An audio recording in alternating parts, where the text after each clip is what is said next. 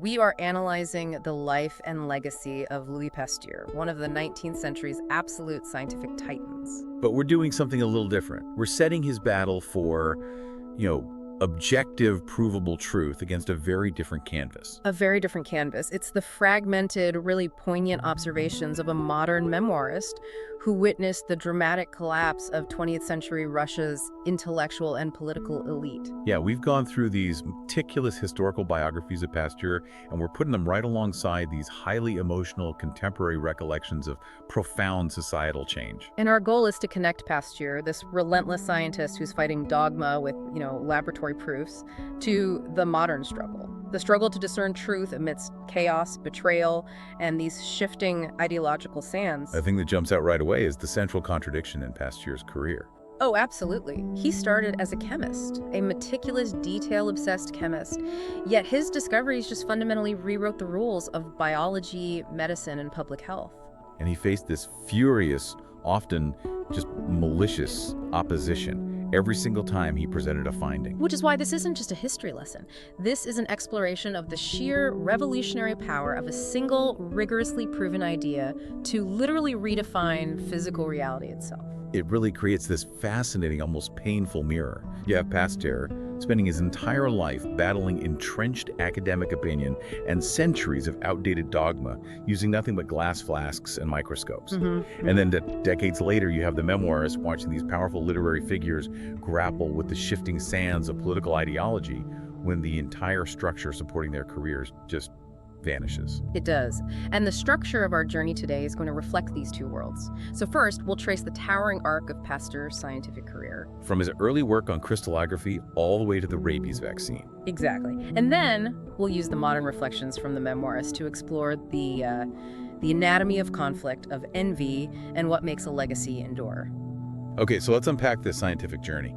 I think we often forget that Pasteur, this towering figure of germ theory, began his path obsessed with something microscopic, but entirely non-living, crystals. That's right.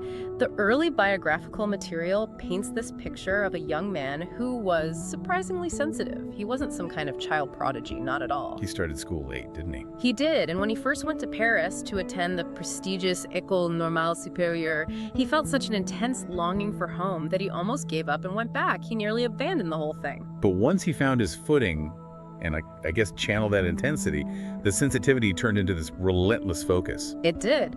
And we learned that his formal instruction in the exact sciences was actually, pretty dull. The professors were old, they were unenthusiastic, and frankly, they got really irritated by this young student's constant probing unexpected questions that just disrupted the standard curriculum. And there was one question in particular that really set him on his path. The pivotal question. The one that truly launched his entire intellectual life. And it was deceptively simple. Why do wine acid and grape acid substances that are chemically identical treat polarized light differently? What was the secret? And this is it's a deep dive into the invisible, isn't it? He knew the chemical composition was the same, but when light passed through a solution of one, it bent right. Through the other, it bent left, or, not at all. It's like having two identical keys that only fit in one lock each. It makes no sense. Right. So this led to his obsessive idea. If two chemically identical substances behave differently in the presence of light, then their internal structure, the way their fundamental particles were arranged, must be non-identical in form. So not in substance, but in shape. In shape. There had to be an internal, invisible asymmetry in the grouping of the atoms themselves. That is a huge leap, linking the atomic world to a macroscopic, visible difference. How did he even begin to prove that invisible asymmetry? He hypothesized that this internal asymmetry must reveal itself as a visible irregularity in the crystal's outer form. If the molecules were mirror images, what we now call chirality, then the crystals they form should also be mirror images, non-superimposable. So he had to find a physical, visible difference in the crystals themselves. He did. He wasn't just observing a chemical reaction, he was using his eyes and physical tools to detect something that should have been chemically undetectable at the time. How did you do it? With tweezers. It's incredible. His work involved isolating these tiny little crystals under a magnifying glass and using a polarizing microscope. He had to physically separate the crystals into two piles. By hand? By hand, with a pair of tweezers. He separated the right-handed and the left-handed crystals, the enantiomers, based on these minuscule, visible facets on their sides.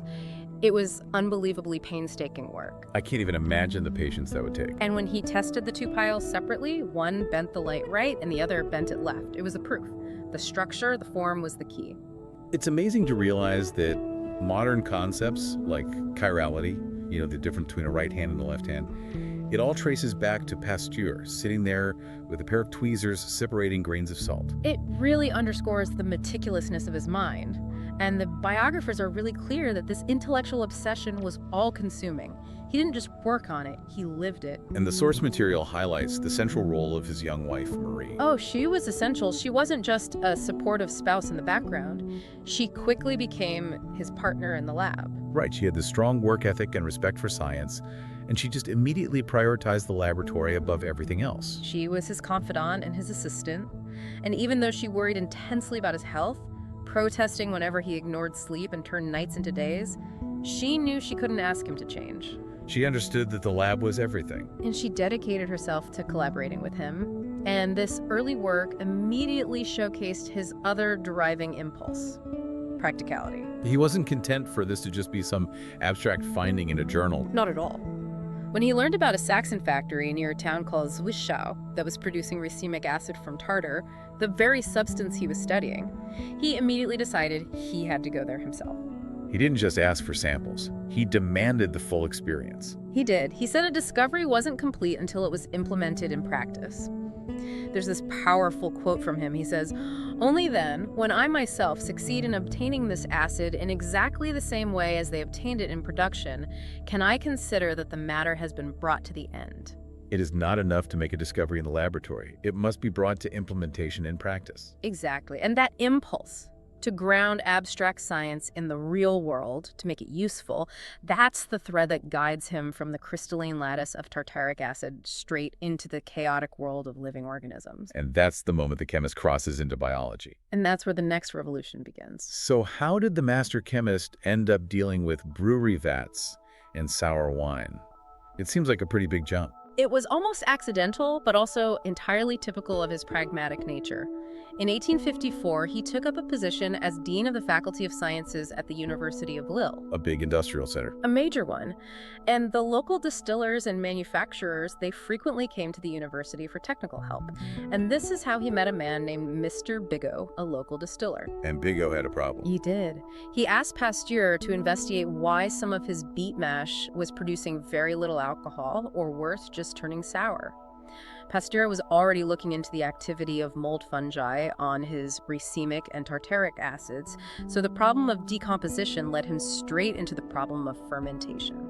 So he goes into Bigot's factory. What does he see? He observes the vats. In some, there's a healthy, vigorous fermentation. In others, he finds this gray, unsightly mash that was yielding almost nothing. He immediately puts samples under his microscope, and just like he suspected in his acid experiments, he finds specific microorganisms where the fermentation was failing. Now, to appreciate how huge this was, we really have to look at the established dogma of the time. For decades, the cause of fermentation was a total mystery. What were the dominant theories? The theories were purely chemical and incredibly authoritative. The great German chemist Justus von Liebig, along with Berzelius, they championed the idea that fermentation was just a process of decomposition, decay. And what triggered it? They argued it was triggered by contact with oxygen, or what they called a glowing protein substance, basically a decaying, non-living material whose motion just sort of communicated decay to the sugar. So they believed yeasts were just inanimate chemical precipitates that were the result of the decay, not the cause of it. Exactly, the result, not the cause. But there were already whispers of the biological truth, weren't there? Oh, absolutely. Some crucial foundational work had been done way back in 1837. Independently, you had Conrad Latour in France, and then Theodor Schwann and Friedrich Kützing in Germany. They'd all looked through the microscope and declared definitively that yeasts were not chemical precipitates. They were living organisms. Living organisms that grew, fed, and reproduced by budding, and their action on sugar was a function of their growth. That's amazing. So why did the chemical view stay dominant for so long, even with microscopic proof? Because Liebig was an intellectual titan. He was incredibly powerful and very vocal. He publicly ridiculed the idea of microscopic plants eating sugar. He claimed their observations were flawed and these so-called living organisms were just chemical impurities. So his authority just bulldozed the evidence. Pretty much. His authority was so vast, especially in Germany, that his chemical theory just reigned supreme, despite what people were seeing with their own eyes. So Pasteur comes in, synthesizes all this work, and finally forces the issue. Yes, he makes it definitive and universal. Pasteur concluded that fermentation is a process correlative to the life and organization of the yeast cells, and not to the decomposition and decay of these cells. And he went further. He did. He said every single type of fermentation, lactic acid, puric acid, acetic acid, had its own specific unique living ferment, a specific microorganism. This was the birth of the germ theory of fermentation. And that distinction, that life is the cause, not the result, that is the critical paradigm shift. But Liebig didn't just roll over, did he? Not at all. Liebig countered violently. He cited obvious processes like, the rotting of corpses, putrefying meat, or cheese decay, and he argued that all this decay happens without these specific infusoria or microbes. So his argument was basically, look, I put a rotten piece of meat in a sealed container and it still decomposes. Where are your specific ferments? How did Pasteur answer that? Pasteur's rebuttal was brilliant because he used the complexity of the process against the chemists. He systematically refuted Liebig's claim by isolating and proving the existence of the specific microorganisms responsible for lactic acid and butyric acid fermentation, right where Liebig claimed they couldn't possibly be. And what about the vinegar example? Liebig used that as a cornerstone of his chemical argument. That's a great example of Pasteur's using meticulous observation to undo these broad chemical generalizations. So, Liebig argued that if you added decaying protein matter to dilute alcohol, it turned into vinegar, acetic acid. Proof, he said, that it was a chemical reaction. Pasteur just pointed out that the so-called decaying protein matter simply provided the necessary food, the nutritional substrate, for the dormant Mycoderma aceti, the vinegar bacterium that was already present in the wine. So the protein matter wasn't the agent of decomposition. It was just the fuel. It allowed the specific microorganism to wake up, develop, and start producing the acetic acid. He essentially said, you are confusing the dinner plate with the diner. Precisely. And the consequence of this victory wasn't just academic. The sources really emphasized the immense practical utility of this. Knowing the cause, the specific lactic acid ferments he found in Bijot's vats, allowed the distiller to implement simple, controlled heating to kill the unwanted ferment. Which saved the industry. It literally saved the French alcohol industry millions of francs. It protected a vital part of the state budget through rational, predictable production. So that impulse he showed in crystallography to bring discovery to implementation was perfectly satisfied here. Exactly. But his next finding in this field is maybe the most mind-bending of all. It just flips the fundamental concept of life and decay completely on its head. You're talking about life without air. The anaerobes. Pasteur found living creatures, which he called vibrios, that not only didn't require air, but actually feared oxygen and died in its presence. Which just completely contradicted the basis of chemical decay theories. The whole chemical theory held that oxygen was the necessary true agent of fermentation and putrefaction. I mean, we're taught from childhood that life needs air. This must have been a profoundly shocking finding, even to his allies. It was a fundamental paradigm shift. To call them anaerobes, or those living without air, was to just defy the common sense of the time. But this immediately led to a logical challenge he had to overcome. If these organisms die in the presence of air, how do they survive in solutions that are not hermetically sealed, that are open to the environment? Right.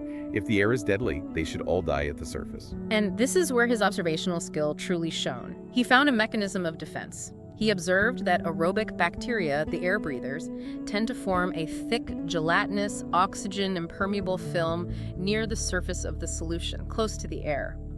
So the film acts like a shield. It's a biological shield. It consumes the surface oxygen and prevents it from penetrating deep into the vessel, thereby allowing the air-fearing anaerobes to thrive safely in the depths. That is incredible. A microscopic ecosystem where one type of life protects the other from the deadly element they both share a container with. It was a colossal, definitive blow to Liebig.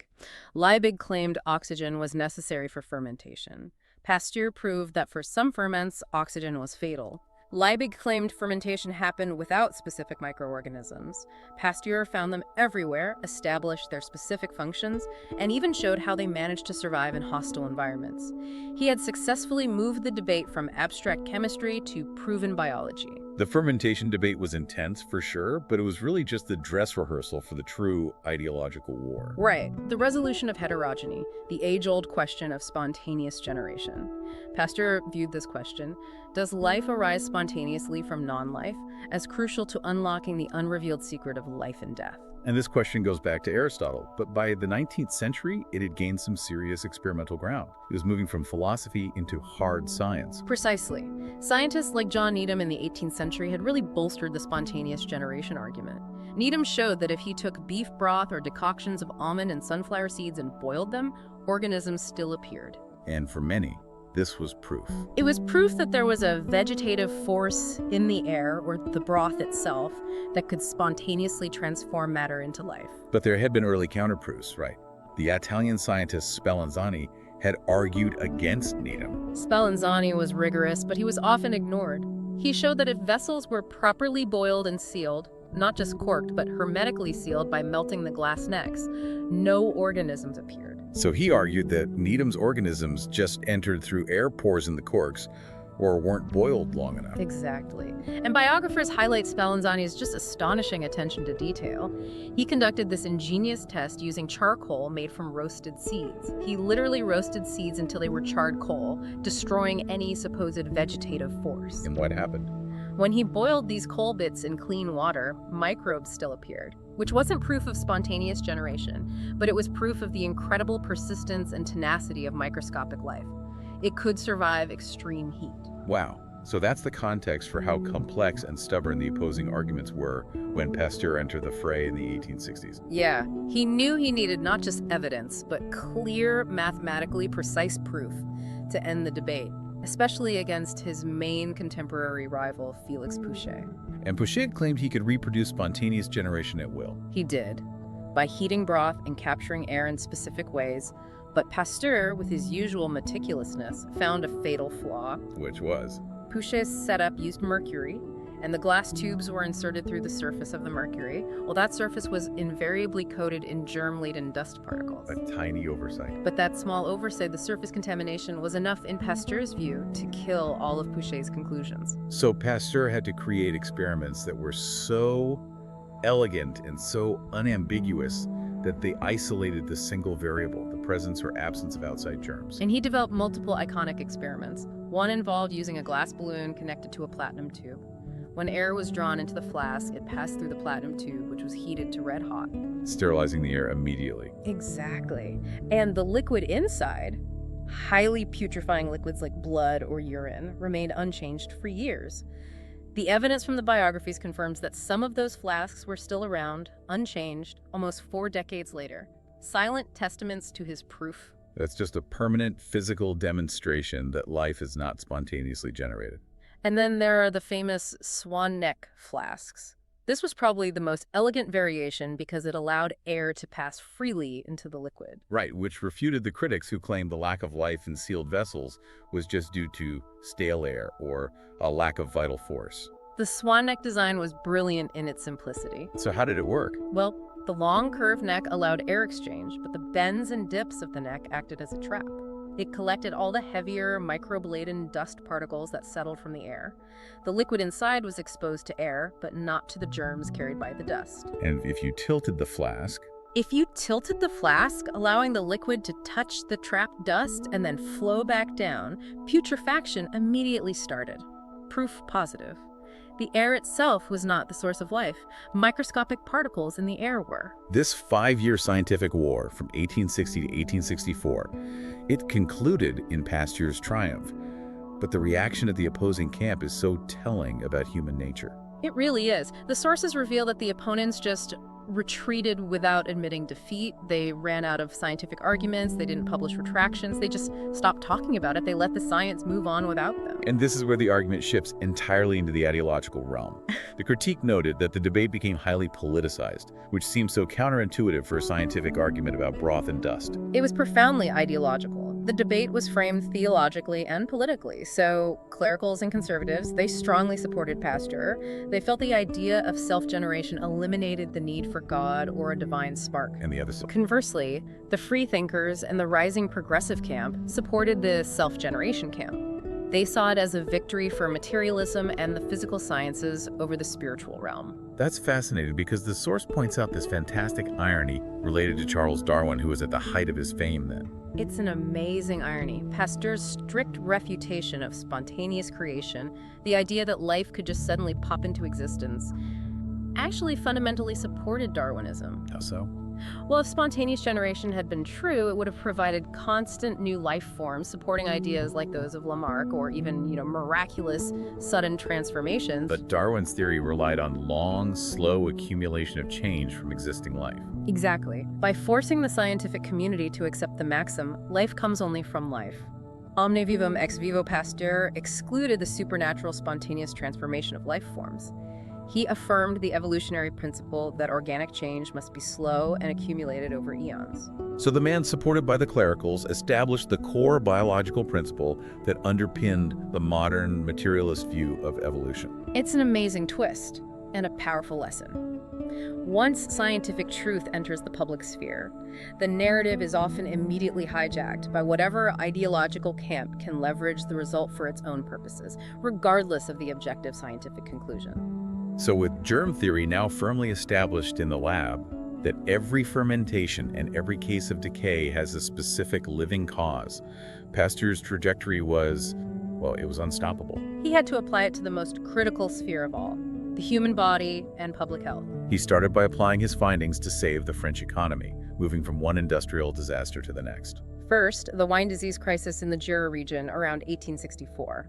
Famous wines were turning sour, bitter, or viscous. It was ruining the national product. And his microscopic analysis revealed a clear difference. A very clear difference. Healthy wine was clean, described almost poetically as like an infant's tear. But the diseased wine was just teeming with specific, unwanted living creatures. And his solution wasn't magic, it was control. It was pure control. He proved that briefly heating the wine to a specific temperature well below boiling killed the unwanted microbes without destroying the flavor. This process, which we all know today as pasteurization, saved the wine industry and became a global standard for preservation. And almost immediately after that, he was called on to save the silkworm industry. The devastating silkworm industry, which was facing ruin due to a disease called pebrine, the famous chemist Dumas, who had championed Pasteur, tearfully begged him to intervene. And Pasteur was a chemist who had never even seen a silkworm. Never. But he accepted the challenge. And he approached this biological problem he had no background in with his characteristic method: observation and rejection of rumor. So what did he find? He found that the parasites, these Cornalia bodies, were present throughout the pupa and the moths. He concluded the disease primarily affected the breeding stock, the moths, not just the grain, the eggs, or the caterpillars, as everyone had previously believed. And he developed a simple microscopic test. A simple test for selecting only healthy stock for reproduction. He didn't just fix the science, he fixed the business model. The biographies say he organized silkworm production based on his screening method and turned a debt-ridden villa operation into one that yielded a 26,000 franc net profit in a single year. So he was criticized for knowing nothing of living creatures, but his practical economic success was just undeniable. But despite these incredible triumphs, his move into human medicine was met with outright hostility. Oh, yeah. When he was elected to the French Academy of Medicine in 1873, the medical community resented him trespassing in their domain. The stigma of the chemist interfering in biology was that intense. It was intense, and it was fueled by professional pride and territoriality. There's a famous vicious quote from a Dr. Peter that just epitomizes this. He said, "I will never believe that a chemist can advance medicine. When I die, let them write on my grave, he fought with chemists." Wow, that's not professional disagreement, that's personal animosity. And this hostility existed against a backdrop of just horrific medical reality that desperately needed a Pasteurian intervention. The source material really drives home the grimness of 19th century surgery. We often think of war casualties, but the Crimean War statistics are just Staggering. Staggering. 27.6% of the French army died from disease and wound consequences. Compare that to only 3.3% combat deaths. An infected wound was essentially a death sentence. It shows that the greatest danger wasn't the projectile, it was the microscopic consequences after the projectile hit. And the survival rate after a major surgery, like a thigh amputation, was a mere 8%. Surgery, armed only with the old ideas, had truly become a destroyer. It often made a patient's prognosis worse. And the surgeons believed that pus, what they called laudable pus, was a necessary part of the healing process. Which is an amazing concept now. They believed the infection was a sign of the body working to expel the foreign matter. The idea that the cause of the stench and the death was invisible, ubiquitous, and transferred by the doctor himself was professionally insulting. But this context provided the foundation for antisepsis through figures like Joseph Lister. Exactly. Lister observed the undeniable truth. Closed fractures where the skin remained intact healed far better than open fractures. He correctly reasoned that the putrefaction, the gangrene, originated from invisible grave diggers, microbes in the air, on the instruments, and in the wound environment. And in 1875, Pasteur synthesized this understanding into a radical proposal. Almost an impossible proposal to the Academy of Sciences: the sterilization of all instruments, dressings, and crucially, the surgeon's hands. It was seen as excessive, a denial of the surgeon's authority, and frankly, just unnecessary labor. But the personal dramatic confrontation over puerperal or childbed fever really forced the issue with the highest possible stakes. That confrontation is legendary in medical history. During a meeting at the Academy of Medicine, an orator was listing various environmental and physiological causes for epidemics of childbed fever, attributing it to things like women's exhaustion or poor air quality. And Pasteur just couldn't take it. He couldn't contain his frustration. He vehemently interrupted the speech. What'd he say? He declared, right there in the hall, that the epidemics of childbed fever were caused by the doctors and medical personnel themselves, that they transferred the contagion from sick women to healthy ones via their hands, their instruments, and their clothing. The audacity. He took a piece of chalk, drew the microbe on the blackboard, and demanded they identify that specific microorganism in the blood of the dying women. He wasn't just presenting a theory. He was leveling a personal, moral charge against the entire profession. He challenged them to open their eyes to the truth, lest the fever continue to cut down French women, your own wives, sisters, and daughters. It was a declaration of war on medical ignorance, driven by compassion and certainty. So, with germ theory now the scientific standard, the remaining towering task was to find a cure, a way to render those omnipresent microbes harmless. The initial problem must have seemed insurmountable. How do you fight something that is ubiquitous and deadly? But Pasteur's confidence rested on a known biological fact. A fact everyone knew. Surviving a serious disease like smallpox or scarlet fever grants immunity. The body develops a defense. His goal was to devise a universal method for safely weakening microbes, for creating artificial immunity systematically. Something that Jenner's accidental discovery of the smallpox vaccine lacked. He needed control. And the breakthrough, as so often happens, came through an accident involving chicken cholera. Yes, in 1879, Pasteur was studying chicken cholera, a highly lethal poultry disease. His assistant, Charles Chamberlain, was instructed to inject a culture of the bacteria into a batch of chickens. But it was summer, and the assistant went on holiday, leaving the culture on the bench. So when he returned, he injected this old, stagnant culture. And the chickens survived. They survived the infection, but did they survive the fresh, deadly culture? That's the key. Critically, they did. When they were later injected with a fresh, highly virulent culture, those chickens were resistant. This was the moment. Pasteur immediately realized that the old culture had lost its virulence, it had become attenuated, and that this weakened form was capable of producing resistance without causing the full disease. So you immediately focused on the mechanism. What was the culture losing? He proved that the toxicity of the chicken cholera bacteria weakened under the influence of oxygen. When the cultures were allowed to sit exposed to the air, the oxygen acted as an inhibitor, weakening their virulence. And if he sealed them? If he sealed the cultures in tubes, they remained toxic indefinitely. This was the key. Oxygen was not the agent of decay, as Liebig claimed, but the agent of attenuation, the controlling factor. This gave him the universal control he sought. Now, he could systematically weaken a microbe simply by regulating its exposure to air. This moves the science beyond accidental discoveries and into predictable, repeatable methodology. It was a massive conceptual leap. He then turned to anthrax, a far more menacing disease affecting sheep and cattle, often transmitted to humans. And initially, he faced more skepticism, especially from a veterinarian named Colin. And Colin claimed chickens couldn't get anthrax because of their high body temperature. Which was just a challenge to Pasteur's germ theory, and Pasteur loved a challenge.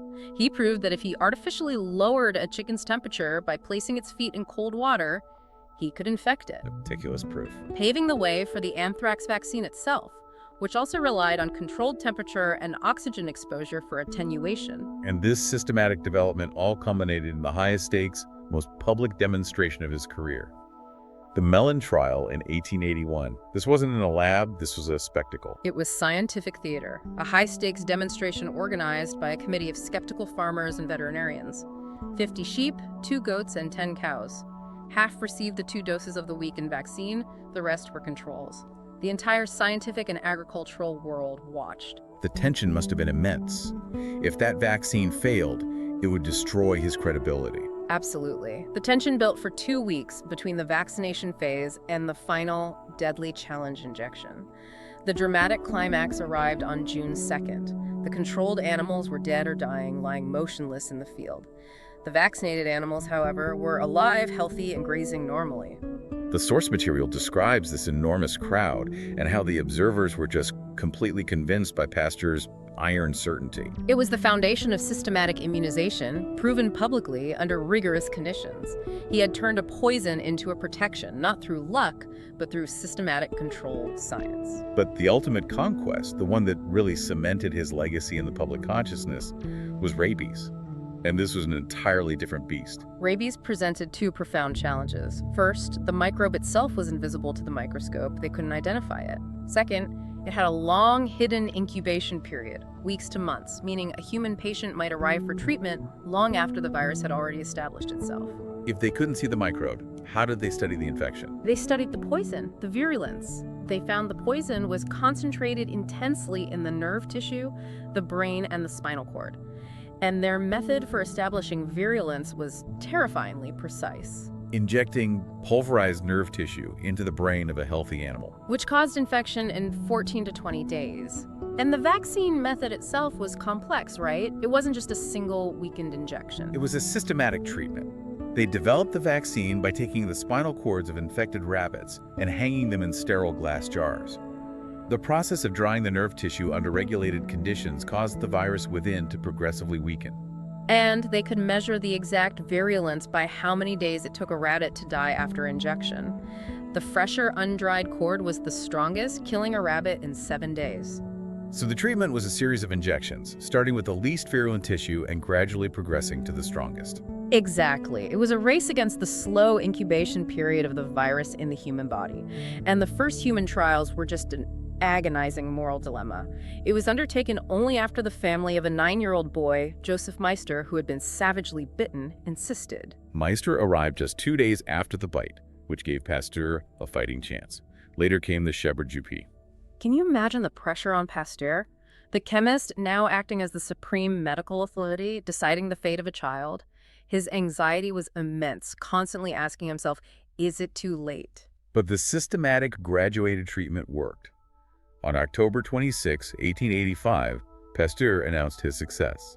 The president of the Académie Boulay declared that the date would forever enter the history of medicine, marking one of the greatest achievements in the field. Yet triumph brought immediate, intensified backlash. Dr. Peter and the antagonists weren't silenced, they just became more malicious. They intensified their attacks, spreading false lists of those who supposedly died despite vaccination. And even sending fake telegrams claiming patients had died, specifically designed to stress the already exhausted and ailing Pasteur. It just underscores the enduring toxicity of scientific opposition. But one of the most powerful stories of this period involved a foreign delegation, which really showed the global faith placed in him. The Russian delegation. 19 people traveled from Russia to Paris for treatment after being savagely bitten by rabid wolves. Because 2 weeks had already passed since the bites, Pasteur recognized the extreme danger. He took a great personal and scientific risk. He doubled the vaccination dose, and every single person survived, solidifying his global legacy.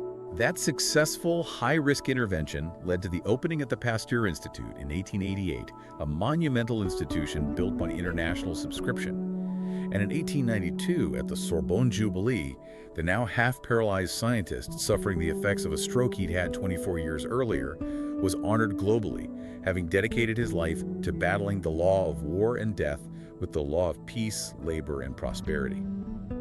Okay, the journey through Pasteur's life is defined by this relentless search for universal, objective truth. Now we're going to shift gears and look at the collapse of a system built on a specific prescribed narrative through the eyes of the modern memoirist. We're moving from the purity of the laboratory to the messy, ideological world of 20th century Russia. The memoirist is the daughter of a Soviet classic, Vadim Kozhevnikov, observing the political and literary elite from within their insulated enclave of Peredelkino. And the contrast in the nature of conflict is just glaring. Pasteur fought for truth verifiable by the microscope. Her father and his friend Tchaikovsky served an idea, communism, which often demanded they sacrifice their natural talents and inclinations. Right. The memoirist describes her father, Kozhevnikov, as a purebred bohemian, someone naturally inclined toward the artistic life. Yet, in service to the state ideology, he was put into a managerial chair and, as she put it, rotted there, directing the necessary political narrative. And his friend Tchaikovsky was forced to write these tasteless, chewing gum-like epics to satisfy the party line. Exactly. Yet, even within that ideologically compromised service, she saw her father retain a core integrity. She says that despite serving the state and holding solid views, he never groveled or truckled. He had a steel rod in his nature. It's a subtle point. He served the idea without surrendering his personal dignity. But that very steel rod masked this hidden, vulnerable, and sensitive core that he fiercely concealed. This contrast brings us back to the importance of the structures that support intellectual life, the institutions. Pasteur was obsessed with the lack of funding and material support. He argued that a physicist or chemist without a lab is an unarmed soldier. He pleaded, destroy the laboratories and the natural sciences will become barren and dead. And the memoirist observes the inverse decades later. After the collapse of the USSR, the state institutions, especially the powerful writers' union and its extensive property, the dachas, clinics, publishing houses, they were systematically destroyed. And not just destroyed, plundered. Plundered. The source notes that the properties, often funded by decades of deductions from the author's own fees, were just plundered and sold off. Authors immediately began fighting over the remaining spoils in this predatory fashion. It revealed this deep cynicism and self-interest the moment the ideological structure collapsed. And you see this profound sense of ingratitude and abandonment in the example of Tchaikovsky, one of her father's contemporaries. His newspaper was taken away, and he was effectively buried alive. Yeah, the memoirist points out that this kind of ingratitude is particularly acute in Russia, where the new society quickly discards and mocks its past figures, often before they are even dead. The state just failed to cherish its scientific and cultural heritage. And the bitterness and malice she observes in this post-collapse society. It feels awfully similar to the vicious, non-scientific attacks Pasteur faced from Dr. Peter. It reveals a consistent anatomy of envy. She describes a specific Russian phenomenon she calls the churn, which translates roughly to rabble or black folk. She notes that a specific dark type of envy accumulates like pus in Russia, ready to break out. Leading to violence and the destruction of those who are a little taller, a little prettier, who have not hay and sawdust in their heads. Now that's a highly dramatic and, a somewhat generalized statement about national character. Sure. Is she suggesting this malice is uniquely Russian or just particularly visible during these periods of dramatic upheaval and the reshuffling of power? It's likely a generalization born from intense personal pain, but the insight remains relevant. Massive societal shifts unleash latent resentment against perceived privilege. Dr. Peter's hatred of the chemist Pasteur wasn't about the science. It was about the chemist's rising authority and status invading his medical domain. And we see that power dynamic perfectly reflected in her anecdote about the bookstore manager. Absolutely. The manager, Vera, used privatization to become a wealthy owner. When the memoirist encountered her, Vera's resentment just boiled over. She accused the intelligentsia of being good-for-nothings, who must now scurry and spin like everyone else. It's the voice of economic power, dismissing intellectual or cultural status. It's a deep-seated hatred against the perceived privileges of the past, now that the power structure has reversed. These battles, whether in 1880s France or 1990s Russia, are rarely just about facts. They are about authority, status, and control over resources. Finally, the memoirist grapples with her own identity within this transformation. She notes feeling like she grew up on the outskirts of the civilized world because of complexes she developed while living in Geneva. It suggests this deep internal conflict about Soviet identity versus Western perception. And she saw that for many brilliant Soviet people, their talents were often channeled away from pure creation and toward industry or bureaucracy because the state prioritized applied skills over abstract pursuit. It's a different kind of lab destruction than what Pasteur faced, but it's destructive nonetheless. Pasteur's career defined him entirely. His lab and his work were his public self. For the Soviet writers, their public life serving the idea often masked a complicated private self. The father who hid his vulnerability, the friends whose true nature only emerged when the system collapsed and they had to fight over the spoils. The memoirist ends with this painful finality of change. She observes the total societal transformation. The old cultural structures are discarded, replaced by commercial realities. Roses from Ecuador, expensive boutiques, and tragically, formerly purebred dogs wandering the streets as homeless strays is an end to the world she knew. So we've traveled from the precise, rigorous world of 19th century crystallography and medicine to the volatile, ideological landscape of post-Soviet cultural collapse. And the connection, ultimately, is the sheer difficulty of establishing and maintaining truth against powerful, entrenched opposition. To synthesize the key scientific takeaways, Pasteur performed these massive shifts. He definitively established the biological basis of fermentation, rejected spontaneous generation, informed the principles of antisepsis for Lister, and, critically, created systematic, controlled immunization by perfecting the method of attenuation. And his legacy is defined not just by his findings, but by his willingness to follow evidence, his relentless logic and skepticism to its extreme, seemingly impossible conclusions. Life without air, making a microbe's toxin into a predictable defense, and turning surgery from a death sentence into a healing practice. The memoirist, in her sphere, was dealing with the collapse of an ideological system that was fundamentally allergic to universal truth, replacing it instead with prescribed narratives and ultimately predatory self-interest when the system failed. And we observed that Pasteur was driven to his greatest discoveries by these seemingly small, practical problems: a cloudy wine, a sick animal, a deadly fever. And he paid a high price for that certainty, both in his personal health and the constant battle for funding. He wrote that a physicist or chemist without a lab is an unarmed soldier. And conversely, the memoirist showed us that when a state or society fails to cherish its scientific and cultural heritage, those valuable assets, whether labs, institutions, or talented individuals, are quickly stripped, exploited, and discarded once the supporting ideology dissolves. We hope these insights allow you to reflect on the nature of conviction and opposition. The final thought for you, the learner, is this. If the value of pure abstract knowledge, the kind that saved the French silk industry and founded modern medicine, is so often misunderstood, underfunded, and viciously opposed in its time, what abstract, seemingly impractical truth is being researched today that we as a society are currently failing to cherish, which will prove essential for our survival tomorrow? Join us and keep your curiosity well fed. Who knows? The next video might be exactly what you didn't know you needed.